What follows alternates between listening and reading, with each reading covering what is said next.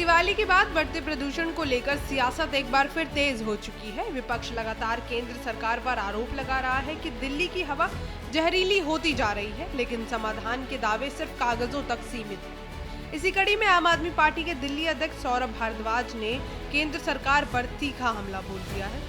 उन्होंने कहा कि सरकार ने दावा किया है कि दिवाली के बाद आर्टिफिशियल रेन कराकर प्रदूषण को खत्म किया जाएगा, लेकिन ऐसा कुछ नहीं हुआ। भारद्वाज ने सवाल उठाया कि अगर सरकार वास्तव में आर्टिफिशियल रेन करा सकती है तो उसने अब तक क्यों नहीं कराया। उन्होंने आरोप लगाया कि सरकार चाहती है कि लोग बीमार पड़ें ताकि निजी अस्पतालों को फायदा हो। आप नेता ने इसे जनता के स्वास्थ्य के साथ खिलवाड़ बताया और सरकार से जवाब मांगा। चले जानते हैं पूरी रिपोर्ट। सरकार ने कहा कि हम दिवाली के बाद आर्टिफिशियल रेन करा के सादा प्रदूषण ठीक कर देंगे। क्या हुई आर्टिफिशियल रेन? नहीं हुई।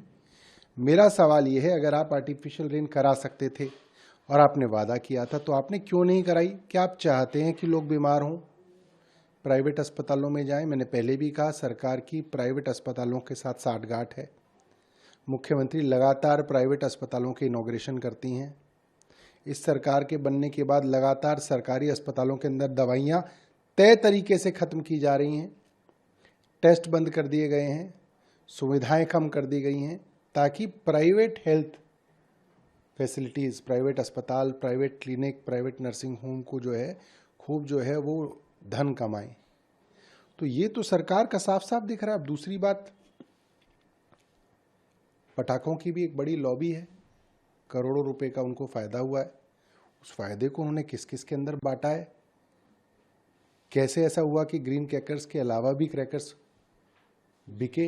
इसका मतलब वो लॉबी जिसने अरबों रुपए के पटाखे बनाए थे, उसका सरकार पर दबाव था कि ये बिकवाइए।